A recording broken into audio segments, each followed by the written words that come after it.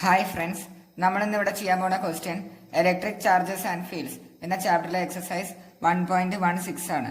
ചോദ്യത്തിൽ പറഞ്ഞിട്ടുള്ളത് what is the net flux of the electric field of exercise 1.15 through a cube of side 20 cm oriented so that its faces are parallel to the coordinate axis.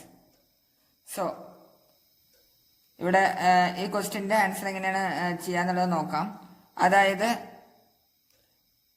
ഇതാണ് coordinate axis, ഇത് X axis, ഇത് Y axis, ഇത് Z axis.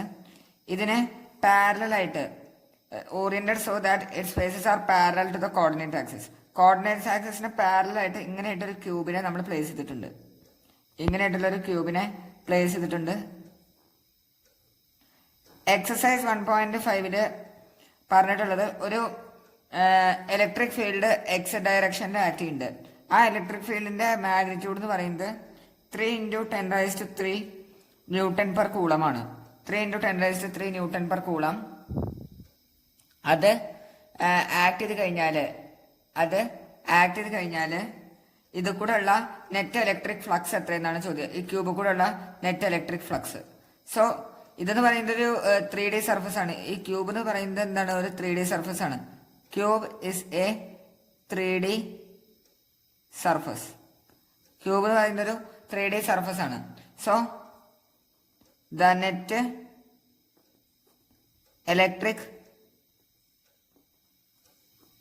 Flux through any closed 3D surface is 0. ഒരു closed ആയിട്ടുള്ള ഒരു 3D surface കൂടെ ഉള്ള net electric flux എപ്പോഴും എന്താണ് വരാ? 0 ആണ് വരാ. ഒരു ക്ലോസ്ഡ് 3D സർഫസ് കൂടെ ഉള്ള നെറ്റ് ഇലക്ട്രിക് ഫ്ലക്സ് അതിന്റെ ഉള്ളിൽ ചാർജ് ഒന്നും ഇല്ലെങ്കിൽ നെറ്റ് ഇലക്ട്രിക് ഫ്ലക്സ് 0 ആണ്.